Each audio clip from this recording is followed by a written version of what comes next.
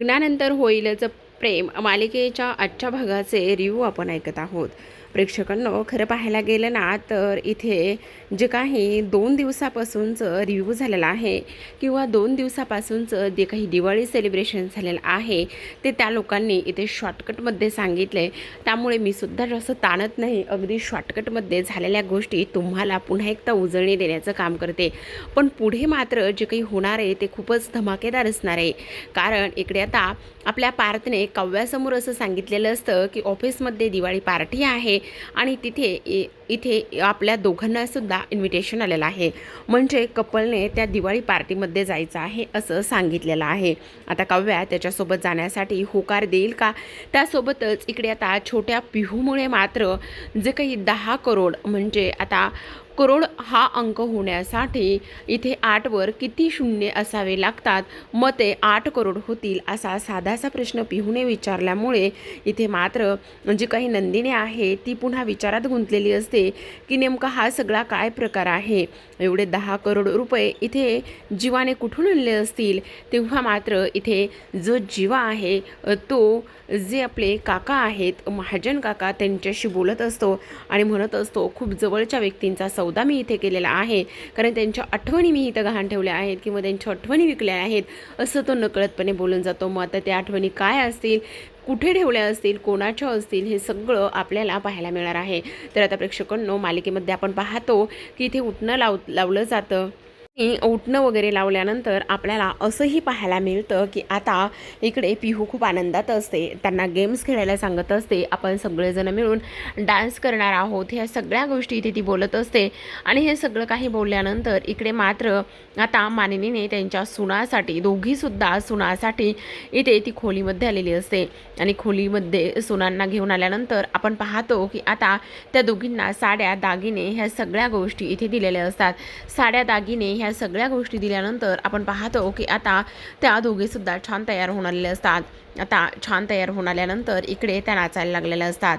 काव्या पार्थबरोबर तर इकडे जीवा नंदिनी ह्या जोड्या फिक्स झालेल्या असतात आणि ते एकमेकांसोबत चाल तुरू तुरू उडते केस भुरू भुरू आणि ह्या गाण्यावरती आता ती लोक नाचत असतात. फायनली शॉर्टकटमध्ये डान्स झालेला असतो. आता सगळेजण एकत्र येऊन पुन्हा त्यांच्यासोबत एन्जॉय करून नाचलेले असतात.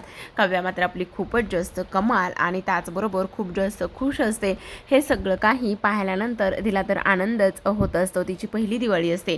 तर आता हे सगळं काही झाल्यानंतर बाकीचे लोक जेव्हा छतावरती फटाके वाजवायला जातात तेव्हा मात्र इकडे आता दुसऱ्या बाजूला आपण पाहतो की त्याने प्रश्न केलेला असतो, ही जी काही चकली तू बनवलीस ना ती कोणी बनवलेली आहे. तेव्हा इथे काव्याने सांगितलेलं असतं, ही जी चकली बनवली ना ती माझ्या ताईनं आणि तिच्या नवऱ्याने बनवली. मला वाटलं तूच बनवली, तुला कसं आहे ना इथे त्या चकलीसारखंच गोलगोल माणसाला फिरवता येतं म्हणून मी विचारलं. अगं पण हे सगळं डेकोरेशन वगैरे, त्यावर लगेच आता मानिनी म्हणत असते काव्याने आणि विक्रमने केलेलं आहे. तेव्हा विक्रम म्हणतात, हो आम्ही दोघांनी मिळून हे सुंदर असं डेकोरेशन केलेलं आहे. तेव्हा आपण पाहतो की इकडे लगेचच जी काही सुनीता आहे ती अपमान करत असते आणि ती म्हणत असते, हो तर हिला तर हे सगळं काही करायला येतच, कारण ही दिवे लावण्यामध्ये एक नंबरची हुशार आहे आणि हिने ह्या सगळ्या गोष्टी याच्यासाठीच तर करायला घेतलेल्या आहेत ना, असं सुद्धा आता इकडे ती बोलत असते. पण मला तुमच्या ह्या सुनेचे सगळे कारनामे समोर आणायचे आहेत. ह्या पेनड्राईव्हमध्ये तुमच्या सुनेने तुमच्यासोबत फसवलेलं CCTV फुटेज आहे. इथे ज्या तुमच्या सुनाचं ज्या मुलाबरोबर अफेअर आहे ते सगळं काही इथे आहे असं आता इकडे ती बोलत असते.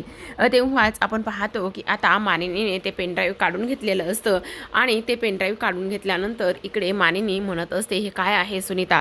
त्यावर सुनीता लगेच म्हणत असते, अगं फक्त आणि फक्त इथे थोड्या वेळासाठी तू धीर धर. हे बघ ना, हे पेनड्राईव्ह जे आहे ना तू एकदा बघच एकदा काय आहे ते, असं इकडे आता ती बोलत असते. तेव्हाच आपण पाहतो की आता मानिनी म्हणत असते, बास कर, मला तुझ्या ह्या कोणत्याच गोष्टी आणि कसल्याच गोष्टी ऐकायच्या नाही आहेत. तू अशी का वागतेस, ह्या सगळ्या गोष्टी तू का करतेस हे मला नाही माहिती. त्यावर लगेचच आता विक्रम म्हणत असतात, हे बघ सुना म्हणजे ना दोन्ही घरच्या पंत्या, आणि दोन्ही घरच्या पंत्या इथे जेव्हा त्या घरामध्ये पेटतात ना तेव्हा मात्र दोन्ही घराची उंबरे ही अगदी अक्षरशः त्या ज्योतीने उजळून निघतात. मग तू अशी का वागतेस आणि हे सगळं काय चाललेलं आहे असं सुद्धा आता इकडे ती लोक बोलत असतात. मानिनी मात्र इकडे आता तिच्यावर खूप चिडण्याचं काम करत असते. तेव्हा इकडे विक्रम म्हणत असतात, म्हणू आत्ताच्या आत्ता ह्या तुझ्या मैत्रिणीला इथून जायला सांग, नाहीतर माझ्या हातून काहीतरी होईल. त्यावर आता इकडे लगेचच मानिनी विचार करत असते, आता ह्या पेनड्राईव्हचं काय करू. इथे काही जरी झालं ना तरीसुद्धा माझ्या काव्यावर मी अविश्वास नाही दाखवू शकत. त्यावर विक्रम म्हणत असतात, म्हणूनच तू ह्या सगळ्या गोष्टीचा फायदा इथे घेत आलेली आहेस. माझ्या मनूचा हा भोळेपणाचा फायदा तू इथे घेतला आहेस आणि अशी वागलेली आहेस.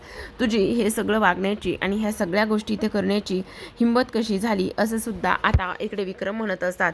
तेव्हा मात्र ती म्हणत असते, तुम्ही खूप चुकीचं बोलताय, तुम्ही खूप चुकीच्या पद्धतीने विचार करताय. तेवढ्यातच मावशी आलेल्या असतात आणि म्हणतात, वहिनी हाच का तो खलबत्ता. त्यावर लगेच आता मानिनी म्हणत असते, बरं झालं, बरोबर अगदी टायमिंगलाच हा खलबत्ता तू इथे घेऊन आलेली आहेस. ह्या खलबत्त्याची मला खूप जास्त गरज होती. असं म्हणून त्यावर लगेच आता ती म्हणत असते, अगं म्हणू काय करणार आहेस हा खलबत्ता घेऊन, मला मारणार आहेस की माझं डोकं फोडणार आहेस. प्लीज असं काही करू नको. मी सगळं काही जे सांगते ना ते अगदी बरोबर सांगते, प्लीज जरा तरी ऐकून घे. पण त्यावर लगेचच आता मानिनी जी आहे ती खलबत्ता समोर धरते आणि खलबत्ता समोर धरल्यानंतर आता आपण पाहतो की ती तो खलबत्त्यामध्ये तो पेनड्राईव्ह टाकते आणि कुटायलाच लागते. आणि तेव्हा इकडे सुनीता म्हणते, अगं तू काय करतेस. तेवढ्यातच पाठीमागून रम्या आणि वसू आलेले असतात. अगं नको असं करूस, नको असं करूस, काय करतेस तू, हे तो पुरावा आहे, शेवटचा पुरावा होता तो. त्यावर रम्या आणि वसू दुरूनच पाहतात आणि ते विचार करत असतात, हे सगळं नेमकं काय चाललेलं आहे, ह्या सगळ्या गोष्टी काय आहेत, असा सुद्धा आता इकडे ती विचार करत असते. तेव्हाच आता इकडे प्रेक्षकांनो आपण पाहतो की इकडे त्या विचार करत असतात की नाही, हे सगळं जे आहे ना ते अजिबात अशा पद्धतीने नाही व्हायला पाहिजे. अगं मानिनी, मी तर चांगल्यासाठीच तुला ह्या सगळ्या गोष्टी सांगत होती, पण तू हे काय केलंयस. तू अक्षरशः जो काही पेनड्राईव्ह आहे तो मात्र ह्या खलबत्त्यामध्ये कुटून टाकलेला आहेस. असं तू मानिनी नको करायला होतंस, का केलंयस असं असं सुद्धा इकडे आता ती बोलत असते. त्यावर लगेचच आता मानिनी म्हणत असते, अगं इथे मी तुझ्यावर विश्वास ठेवून खूप मोठी चूक केलेली आहे. मी तुझ्यावर इथे विश्वास ठेवायला नको होता. का आणि कशामुळे मी तुझ्यावर विश्वास ठेवलाय. अगं तू कशी आहेस आणि काय आहेस हे मला आत्ता समजलंय. तुझ्यामुळे माझ्या सोन्यासारख्या सुनेवर मी इथे अविश्वास दाखवलाय. मी अशी का वागले मला नाही कळतंय, पण मी असं हे सगळं काही करायला नको होतं. त्यामुळे आता इथून पुढे माझ्या घरामध्ये पाऊलसुद्धा ठेवायचं नाही. आत्ताच्या आत्ता तू ह्या घरातून माझ्या घरातून चालती हो. असं म्हणूनच आता फायनली इथे जी काही मानिनी आहे, मानिनीने तिला हाताला धरूनच घराच्या बाहेर काढलेलं असतं. हाताला धरून घराच्या बाहेर काढल्यानंतर आता इकडे जी काही मानिनी आहे ती काव्यासमोर येते. त्याचबरोबर विक्रमसुद्धा असतात आणि दोघेजणसुद्धा तिला समजावण्याचं खूप काम करत असतात. इकडे काव्याला खूप मात्र आधार लागत असतो. इकडे मानिनी म्हणत असते, बघ तू काळजी करू नको, सगळ्या काही गोष्टी व्यवस्थितच झालेल्या आहेत आणि त्या होतील.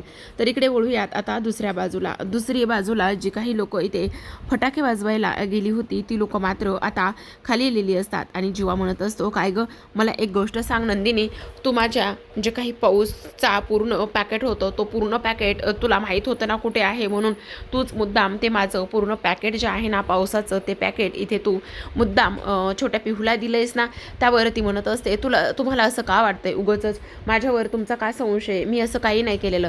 असं कसं काही नाही केलेलं आहेस तूच ह्या सगळ्या गोष्टी केलेल्या आहेस. तुझ्यामुळे माझं आज जे काही बालपण आहे ते तू हिरावून घेतलेस. अहो असू द्या, पिहू लहान आहे, मग माझं काय आहे, मी सुद्धा लहानच आहे ना. त्यावर आता नंदिनी हसायला लागते आणि ती म्हणत असते, हे आता खूप जास्त अति होते या, तुम्ही खूप जास्त अति ह्या सगळ्या गोष्टी बोलताय हा. मला अजिबात ह्या सगळ्या गोष्टी अशा नाही बोलायच्या. त्यावर लगेचच आता इकडे जीवा म्हणत असतो, हो तर कसं नाही बोलायचं. आणि तुम्हाला एक गोष्ट सांगू का जीवा, आज ना आम्हाला आईने छान छान साड्या दिल्या, छान छान दागिने वगैरे सगळं काही दिलं. त्यावर लगेचच आता जीवा म्हणत असतो, हो तर तू तर कायमच आईची इथे लाडकी राहिलेली आहेस ना, आणि आईची लाडकी असल्या कारणाने इथे ह्या सगळ्या गोष्टी अशा होत आहेत ना. त्यावर लगेचच ताती म्हणत असते, अच्छा म्हणजे तुम्ही इथे आईचे लाडके नाही आहात का, असं म्हणताय की जसं काय तुम्हाला इथे कोणी काही प्रेम माया हे सगळं काही केलेलंच नाही, हो की नाही, असंच ना, बरोबर बोलते ना मी. त्यावर लगेचच आता जीवा म्हणत असतो, म्हणजे आत्ता तू हा नेकलेस जो घालणार आहेस ना तो इथे तू घालूनच झोपणार आहेस का. त्यावर लगेचच नंदिनी म्हणत असते, नाही नाही सॉरी ते काढायचंच राहून गेलं, सॉरी हां, असं म्हणून ती आता आरशासमोर जाऊन उभी राहते. जेव्हा आरशासमोर जाऊन उभी राहते तेव्हा मात्र तिला तो नेकलेस काढताच येत नाही. आता नेकलेस न काढता येण्यामागे मात्र इथे तिला खूप त्रास होत असतो. तेव्हा ती लगेचच म्हणत असते, जीवा प्लीज हा नेकलेस काढण्यासाठी मला मदत कराल का? तेव्हा जीवा जो आहे तो उठतो आणि तिला तो नेकलेस काढण्यासाठी मदत करतो. इकडे नेकलेस काढत असताना मात्र तिला थोडासा त्रास होत असतो. तेव्हा तो म्हणत असतो, त्याचं काय आहे ना, इथे ना तुझ्या केसामध्ये तो नेकलेस गुंतला आहे आणि त्यामुळे तुला थोडासा त्रास होतोय, बस झालं, लगेचच इकडे होऊन जाईल, तू नको काळजी करू, असं सुद्धा आता इकडे तो बोलत असतो. तेव्हा आपण पाहतो की आता लगेचच नंदिनी थोडीशी लाजलेली असते. तर इकडे मात्र जीवा म्हणत असतो, पण काय बाबा, एका मुलीचं सगळं काही खूपच चांगले, म्हणजे आईची सगळी माया, आईच इथे सगळं तुमच्यासाठी करते, हे तर खूपच मस्त आहे ना, इथे मुलांचे तर लाडच काही नाही आहेत. हो हो हो असं बोलताय की जसं काय तुमच्या कोणी कधी आयुष्यामध्ये लाडच केले नाही आहेत असंच वाटतंय ना तुम्हाला? त्यावर इकडे तो म्हणत असतो, नाही ग तसं नाही, पण तरीसुद्धा हो जीवा, कळलंय मला, तुम्ही तुमच्या आजींचे किती लाडके होतात, किती काय काय होतात, हे सगळं माहिती आहे मला. आणि काय हो, तुम्ही तर आजीचे खूप लाडके होतात ना? त्यावर लगेच जीवा म्हणत असतो, हो ग नंदिनी, तू अगदी बरोबर बोलतेस, मी माझ्या आजीचा इथे फक्त इथे ताज नाही तर डोक्यावरचा इथे तिने मला ताज बनवलं होतं. सांगू का, आजीचा ना माझ्यावर खूप जीव होता, खूप म्हणजे खूप जास्त. ती पारदादावर तिने एवढा कधी जीव लावला नाही. पारदादाला जर पाय चेपायला सांगितले ना तर पारदादा फक्त पायावर उभा राहायचा. मग त्यामुळे तिला खूप राग यायचा त्याचा. मग मी सगळं काही आजीचं करून द्यायचं, त्यामुळे मी आजीचा खूप जास्त लाडका. आणि तुला एक गोष्ट सांगू, हो मला माहिती ना, तुम्हाला आजीने त्यांच्या खूप जास्त जवळचा आणि त्याचबरोबर इथे एक दागिनासुद्धा दिला होता, ज्या दागिन्याची तुम्ही प्रत्येक वर्षी पूजा करता, बकुळीची फुले वाहता, असं मी ऐकलेलं आहे. त्यावर आता जीवाला खूपच मोठा धक्का बसतो, कारण आता नंदिनीला मी त्या दागिन्याबद्दल काय सांगणार आहे असा विचार तो इकडे करत असतो. त्यावर लगेचच त्या नंदिनी म्हणत असते, बोला ना जीवा, मी म्हणते त्या सगळ्या गोष्टी बरोबर आहेत ना, हे सगळं काही असंच आहे ना जीवा? त्यावर जीवा मात्र तिच्याकडे पाहतोच आणि तेव्हा नंदिनी म्हणत असते, पण त्याचं काय आहे ना जीवा, जो काही दागिना आहे ना तो मला पाहायचा आहे, प्लीज मला तो दागिना दाखवा ना. तेव्हा जीवाकडे आता पर्याय शिल्लक राहिलेला नसतो, कारण त्याच्याकडे तो मुळात दागिनाच नसतो ना, तो दागिना कुठे आहे काय आहे हे फक्त त्यालाच माहिती आहे. त्यावर नंदिनीचा आग्रह असतो, जीवा प्लीज दाखवा ना, तो दागिना मला पाहायचा आहे, कुठे ठेवला आहे? आत्तापर्यंत तुम्ही त्या दागिन्याबद्दल कधी काही बोललाच नाही येतं, का नाही बोललात? आपण ह्या दागिन्याबद्दल कधीतरी डिस्कस वगैरे केलं असतं, पण तसं फारसं काही झालंच नाही आहे ना, कुठे आहे तो दागिना, प्लीज दाखवा ना मला, असं आता इकडे ती मुद्दामून बोलत असते. तेव्हा आपण पाहतो की आता तो म्हणत असतो, नाही ग अजिबात कुठेच नाही आहे तो दागिना, तुला असं का वाटतंय? त्यावर नंदिनी लगेचच म्हणत असते, अहो पण काय हे? तर जीवा इकडे कधी झोपून गेलेला असतो. तेव्हा नंदिनीला थोडंसं हे सगळं विचित्र वाटत असतं. तर आता प्रेक्षकांनो इकडे दुसऱ्या बाजूला वळूयात. दुसऱ्या बाजूला मात्र आपण पाहतो की आता रम्या आणि वसूच्या हातामध्ये तो पेनड्राईव्ह लागलेला असतो. आता खरं तर ते पेनड्राईव्हचे तुकडे झालेले असतात आणि तुकडे झाल्यानंतर इकडे रम्या म्हणत असते, पण काय असेल ग काव्याचा भूतकाळ, मला कळत नाही. आणि मानिनी काकूने हे पेनड्राईव्ह इथे अक्षरशः त्याचे तुकडे तुकडे केलेत म्हटल्यावर नेमकं मला समजत नाही आहे की काय असेल म्हणून. अगं आई, पण तुला एक गोष्ट सांगू का, आपण ना जर फक्त आणि फक्त 5 मिनिटे जर अगोदर गेलो असतो ना तर सगळ्या गोष्टी हाती लागल्या असत्या आणि सगळ्या गोष्टी समजल्या असत्या.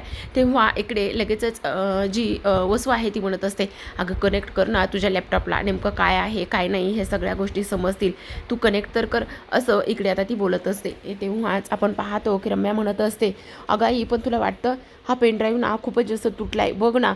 तेव्हा इकडे आता वसू म्हणत असते, अगं वेडीयेस का, तुला माहिती का, पाण्यामध्ये वगैरे पडलेले सुद्धा पेनड्राईव्ह इथे रिकवर होतात आणि हे तर काय आहे. तेव्हा इकडे आता रम्या म्हणत असते, हो गाई तू तर अगदीच बरोबर बोलत आहेस, मी काय करते, हा ना आता लवकरच सर्व्हिसिंग सेंटरला पाठवते आणि तिथे पाठवल्यावर इथे तो जर दुरुस्त झाला ना तर ह्याचा डाटा सगळा रिकवर करून घेता येईल आणि मग आपल्याला समजेल की त्या काव्याच्या आयुष्यामध्ये काय आहे.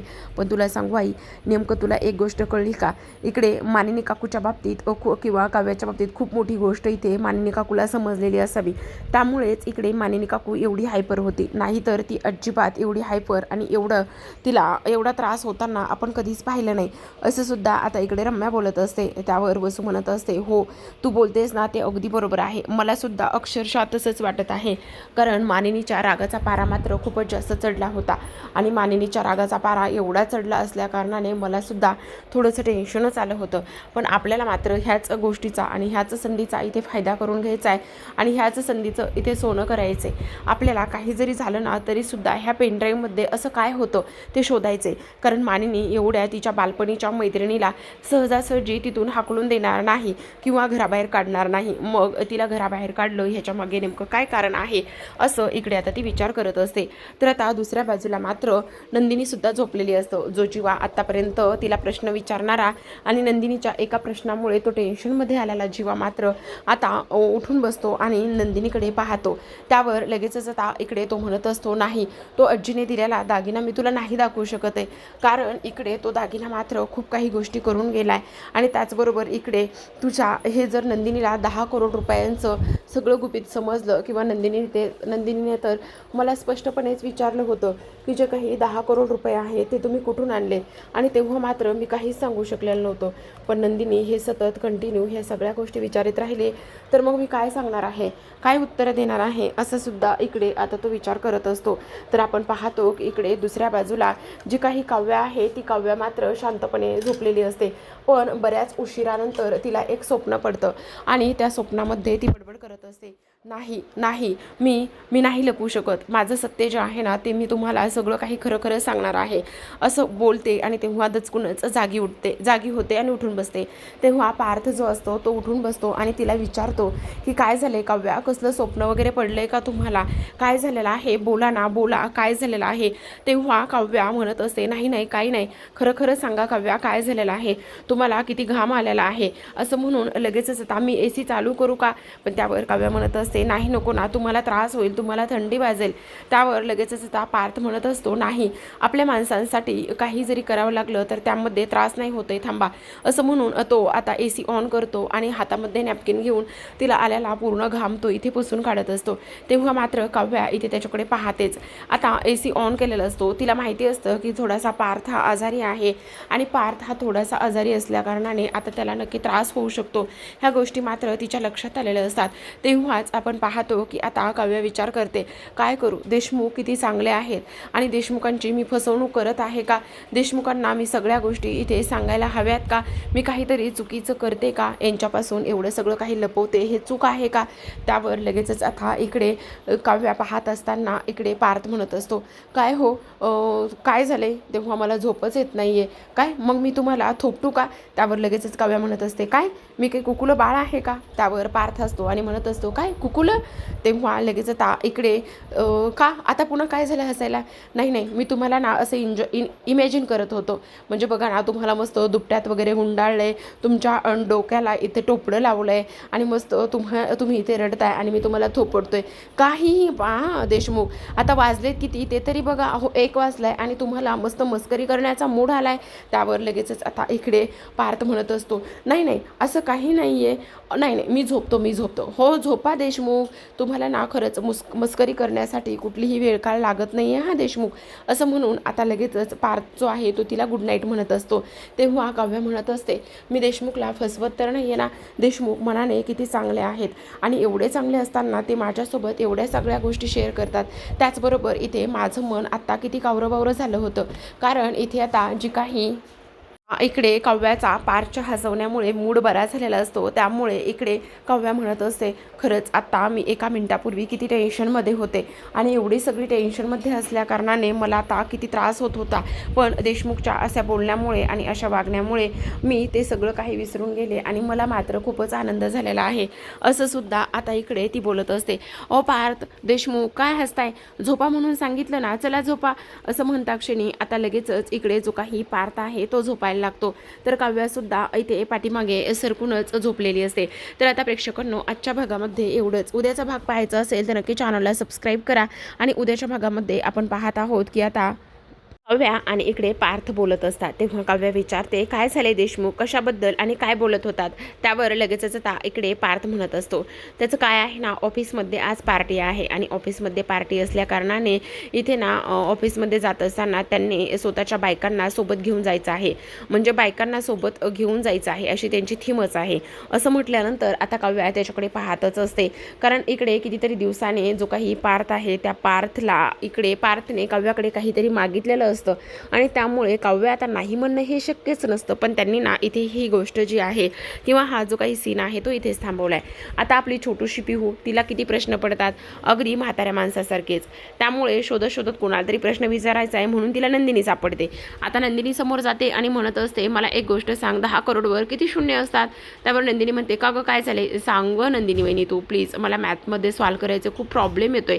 त्यावर नंदिनी म्हणत असते, आधी अगं 10वरती 8 शून्य म्हणजे 10 करोड. अच्छा असं तर मग 10 आणि 8 शून्य म्हणजे इथे 10 करोड असं म्हणतच ती काउंट करत करतच निघून गेलेली असते. तेव्हा आता इकडे नंदिनीच्या मनामध्ये प्रश्न निर्माण होतो की इथे जीवाने 10 करोड रुपये कुठून आणले, कसे जमा केले, ह्या गोष्टी तर मला त्यांना विचारायच्याच राहिल्यात. तर आपण पाहतो की इकडे आता महाजन काकांचा आणि जीवाचा फोन सुरू असतो आणि तेव्हा इकडून जीवा म्हणत असतो, 10 करोड रुपये मी कुठून आणलेत, काय आणलेत हे फक्त माझ्या जीवाला माहिती. हो जीवा, पण तू काय केलंस ते नाही सांगितलं. त्यावर लगेचच आता इकडे जीवा म्हणत असतो, खरं तर त्या 10 करोड रुपयांसाठी आपल्या माणसांच्या आठवणींची बोली असं म्हटल्याबरोबर इकडे तो त्याच ठिकाणी थांबतो. आणि तेव्हा थांबल्यानंतर इथे बहुतेक ना प्रेक्षकांनो जी काही त्याची आजी आहे त्या आजीचा दागिना किंवा आजीने ह्याच्या नावावर केलेली प्रॉपर्टी त्याने पणाला लावलेली असावी. त्या प्रेक्षकांनो अशाच नवनवीन डेली मालिकांचे अपडेट्स आणि रिव्ह्यू जाणून घ्यायचे असतील, पाहायचे असतील तर नक्की चॅनलला सबस्क्राईब करा. भेटूयात उद्याच्या व्हिडिओसोबत. तोपर्यंत पाहत राहा लग्नानंतर होईलचं प्रेम.